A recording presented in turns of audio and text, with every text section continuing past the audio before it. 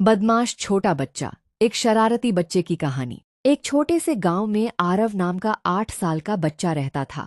उसकी बड़ी बड़ी चमकती आंखें, चेहरे पर मासूम मुस्कान और मन में हर समय कोई नई शरारत करने का विचार रहता था। पूरे गांव में लोग उसे प्यार से नहीं बल्कि शैतान आरव कहकर बुलाते थे। सुबह होते ही आरव घर से बाहर निकल जाता। उसकी माँ रोज आवाज लगाती, आरव पहले नाश्ता कर लो। लेकिन आरव हंसते हुए कहता, माँ अभी बहुत जरूरी काम है।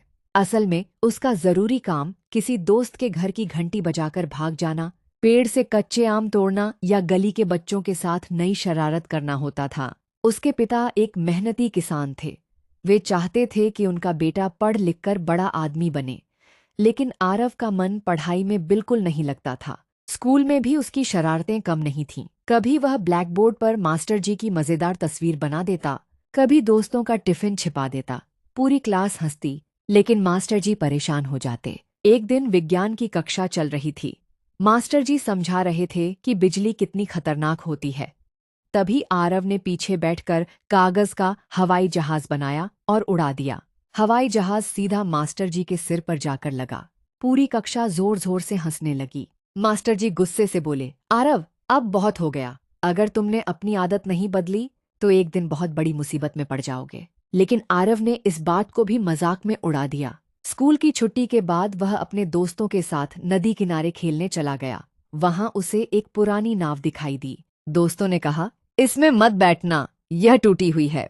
लेकिन आरव कहाँ मानने वाला था। वह हंसते हुए नाव में कूद गया और बोला, देखो मैं कितना बहादुर हूँ। जैसे ही उसने नाव को धक्का दिया, नाव धीरे धीरे पानी में जाने लगी।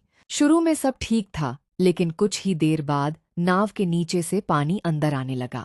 आरव घबरा गया। अब उसके चेहरे की मुस्कान गायब हो चुकी थी। दोस्त किनारे से चिल्ला रहे थे, आरव जल्दी वापस आओ। लेकिन नाव बीच नदी में पहुंच चुकी थी। आरव को पहली बार अपनी जिद और शरारत पर डर महसूस हुआ। क्या आरव सुरक्षित वापस आ पाएगा? क्या यह घटना उसकी जिंदगी बदल देगी? नदी के बीचों बीच नाव डगमगा रही थी। नीचे से पानी तेजी से भर रहा था। आरव के चेहरे की हंसी गायब हो चुकी थी। अब उसकी आंखों में सिर्फ डर था। किनारे पर खड़े उसके दोस्त जोर जोर से चिल्ला रहे थे, आरव बैठ जाओ, हिलो मत। लेकिन घबराहट में आरव इधर उधर कूदने लगा। जैसे जैसे वह हिलता, नाव और ज्यादा डगमगाने लगती। तभी पास के खेत में काम कर रहे एक बुजुर्ग किसान ने बच्चों की आवाज सुनी। उन्होंने तुरंत गांव वालों को बुलाया। कुछ ही मिनटों में कई लोग नदी किनारे पहुंच गए। एक मछुआरे ने बिना देर किए अपनी नाव उठाई और नदी में उतर गया। आरव अब रोने लगा था। मुझे बचा लो, मैं अब कभी शरारत नहीं करूंगा। कुछ ही देर में मछुआरा उसके पास पहुंचा और उसे सुरक्षित बाहर निकाल लाया। जैसे ही आरव किनारे पहुंचा, उसकी मां दौड़कर उसे गले लगा लिया। उनकी आंखों से आंसू रुक ही नहीं रहे थे। पिता ने गुस्से से नहीं बल्कि प्यार से कहा, बेटा शरारत और लापरवाही में बहुत फर्क होता है। आज अगर कुछ हो जाता तो हम तुम्हें हमेशा के लिए खो देते। आरव चुप था। शायद पहली बार उसे अपनी गलती का एहसास हुआ था। अगले दिन वह स्कूल पहुंचा। मास्टर जी ने पूछा, आरव अब कैसे हो? आरव ने सिर झुकाकर कहा, सर मुझसे गलती हो गई। मास्टर जी मुस्कुराए और बोले, गलती करना बुरा नहीं है, लेकिन उससे सीख न लेना सबसे बड़ी गलती होती है। पूरी कक्षा पहली बार आरव को शांत देखकर हैरान थी। लेकिन उसकी शरारतें पूरी तरह खत्म नहीं हुई थीं। कुछ दिनों बाद स्कूल में खेलकूद प्रतियोगिता होने वाली थी। सभी बच्चे मैदान साफ कर रहे थे। आरव ने मजाक करने के लिए अपने दोस्त मोहन के जूतों के फीते आपस में बांध दिए। जैसे ही दौड़ शुरू हुई, मोहन जोर से गिर पड़ा। उसके घुटने से खून निकलने लगा। पूरा मैदान शांत हो गया। मोहन दर्द से रो रहा था। यह देखकर आरव के चेहरे का रंग उड़ गया। वह दौड़कर मोहन के पास गया और बोला, मुझे माफ कर दो, मैंने मजाक किया था, तुम्हें चोट पहुंचाने का इरादा नहीं था। मोहन ने कुछ नहीं कहा। उस दिन के बाद पहली बार पूरे स्कूल के बच्चे आरव से नाराज हो गए। अब वह अकेला बैठने लगा। जिसे सब हंसाकर खुश करने वाला बच्चा समझते थे, वही अब अपनी गलती की वजह से सबसे दूर हो गया था। मोहन के घायल होने के बाद पूरे स्कूल का माहौल बदल गया। जो बच्चे पहले आरव के साथ खेलते थे, अब उससे दूरी बनाने लगे। लंच के समय वह अकेला बैठता और चुपचाप अपना टिफिन खाता। आरव को पहली बार एहसास हुआ कि दोस्त खोना कितना दर्द देता है। एक दिन कक्षा में मास्टर जी ने घोषणा की, अगले रविवार स्कूल की तरफ से जंगल के पास बने प्रकृति पार्क की शैक्षणिक यात्रा होगी। सभी बच्चे समय पर आए। यह सुनकर पूरी कक्षा खुशी से झूम उठी। रविवार की सुबह सभी बच्चे बस में बैठ गए। मास्टर जी ने समझाया, कोई भी बच्चा अकेले कहीं नहीं जाएगा, सभी नियमों का पालन करेंगे। लेकिन आरव के मन में फिर शरारत जाग गई। उसे लगा कि सबको डराकर मजा आएगा। जब सभी बच्चे पार्क देख रहे थे, आरव चुपके से झाड़ियों के पीछे छिप गया। कुछ देर बाद बच्चों ने देखा कि आरव कहीं दिखाई नहीं दे रहा। पूरे पार्क में हड़कंप मच गया। मास्टर जी, गार्ड और सभी बच्चे उसे ढूंढने लगे। उधर झाड़ियों में छिपा आरव पहले तो हंस रहा था, लेकिन तभी उसे पास से किसी जानवर की आवाज सुनाई दी। उसने पीछे मुड़कर देखा। एक जंगली बंदर उसकी ओर आ रहा था। आरव घबरा गया। वह भागने लगा, लेकिन भागते भागते रास्ता भटक गया। अब वह सचमुच जंगल जैसे हिस्से में पहुंच चुका था। चारों तरफ ऊंचे पेड़, अजीब आवाजें और सन्नाटा। उसका दिल तेजी से धड़कने लगा। वह रोते हुए बोला, काश मैंने ये मजाक नहीं किया होता। उधर स्कूल के शिक्षक पुलिस और वन विभाग को सूचना दे चुके थे। करीब 1 घंटे की तलाश के बाद एक वन रक्षक ने आरव को एक पेड़ के नीचे बैठे हुए देखा। वह डरा हुआ था और लगातार रो रहा था। वन रक्षक ने उसे सुरक्षित बाहर निकाला और स्कूल वालों के पास ले आया। मास्टर जी ने उसे गले लगाते हुए कहा, बेटा, हमें तुम्हारी बहुत चिंता हो रही थी। आरव की आंखों से आंसू बहने लगे। उसने सबके सामने हाथ जोड़कर कहा, मुझे माफ कर दीजिए, मेरी बेवकूफी से सब परेशान हो गए। अब मैं कभी ऐसी हरकत नहीं करूंगा। उस दिन पहली बार पूरी कक्षा ने देखा कि शरारती आरव सच में बदलना चाहता है, लेकिन जिंदगी अभी उसकी एक और परीक्षा लेने वाली थी। एक ऐसी घटना जिसमें उसे अपनी जान की परवाह किए बिना किसी और की मदद करनी पड़ेगी। गांव में दीपावली का त्योहार आने वाला था। हर घर में सफाई चल रही थी, बच्चे रंगोली बना रहे थे और बाजार रंग बिरंगी रोशनी से जगमगा रहा था। आरव भी अपने दोस्तों के साथ बाजार गया। इस बार उसने मन ही मन तय किया था कि वह कोई शरारत नहीं करेगा। तभी उसकी नज़र कुछ बच्चों पर पड़ी। वे एक दुबले पतले छोटे बच्चे सोनू को परेशान कर रहे थे। एक लड़का बोला, अरे भाग यहाँ से, तू हमारे साथ नहीं खेल सकता। सोनू की आंखों में आंसू आ गए। वह चुपचाप वहां से जाने लगा। पहले वाला आरव होता तो शायद हंस देता, लेकिन अब उसका दिल बदल चुका था। वह आगे बढ़ा और बोला, किसी को रुलाना बहादुरी नहीं होती। अगर खेलना है तो सब साथ खेलेंगे, नहीं तो कोई नहीं खेलेगा। बच्चे पहले तो हंसे, लेकिन जब उन्होंने देखा कि आरव अपनी बात पर अड्डा है तो वे मान गए। सोनू के चेहरे पर मुस्कान लौट आई। उस दिन पहली बार आरव को किसी की मदद करके जो खुशी मिली, वह किसी भी शरारत से कहीं ज्यादा थी। अगले दिन शाम को पूरे गांव में दीपावली का उत्सव शुरू हुआ। हर तरफ दीपक जल रहे थे और बच्चे पटाखे चला रहे थे। आरव अपने पिता के साथ खड़ा था। तभी उसने देखा कि एक छोटे से घर की छत पर जलता हुआ रॉकेट जाकर गिर गया। कुछ ही सेकंड में छत से धुआं उठने लगा।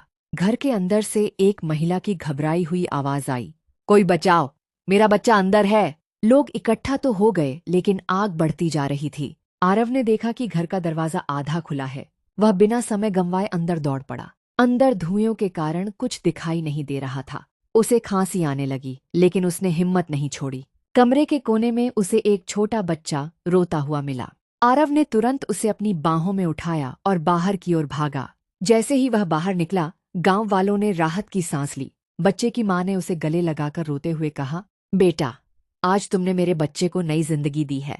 कुछ देर बाद दमकल की गाड़ी पहुंची और आग पर काबू पा लिया गया। गांव के सरपंच ने सबके सामने कहा, आज आरव ने साबित कर दिया कि इंसान की पहचान उसकी पुरानी गलतियों से नहीं, बल्कि उसके अच्छे कामों से होती है। पूरा गांव तालियों से गूंज उठा। जो लोग कभी उसे शैतान आरव कहते थे, वही आज उसे बहादुर आरव कहकर बुला रहे थे। आरव ने अपने माता पिता की ओर देखा। उनकी आंखों में गर्व और खुशी के आंसू थे। दीपावली की उस घटना के बाद पूरा गांव आरव की तारीफ करने लगा। अब लोग उसे शरारती नहीं, बल्कि समझदार और बहादुर बच्चा कहने लगे। लेकिन आरव जानता था कि सिर्फ एक अच्छा काम कर देने से जिंदगी नहीं बदलती। असली बदलाव हर दिन अपने व्यवहार और मेहनत से दिखाना पड़ता है। एक दिन स्कूल में प्रधानाचार्य ने घोषणा की, अगले महीने पूरे जिले की छात्रवृत्ति परीक्षा होगी। जो बच्चा प्रथम आएगा, उसकी आगे की पढ़ाई का पूरा खर्च सरकार उठाएगी। यह सुनते ही सभी बच्चे उत्साहित हो गए। आरव ने पहली बार गंभीर होकर सोचा, अगर मैं यह परीक्षा पास कर लूं, तो पापा पर पढ़ाई का बोझ कम हो जाएगा। उस शाम वह घर पहुंचा और बोला, पापा, मैं अब मन लगाकर पढ़ना चाहता हूं। उसके पिता मुस्कुराए। उन्होंने आरव के सिर पर हाथ फेरते हुए कहा, बेटा, मुझे हमेशा से यकीन था कि एक दिन तुम जरूर बदलोगे। उस दिन से आरव की नई जिंदगी शुरू हो गई।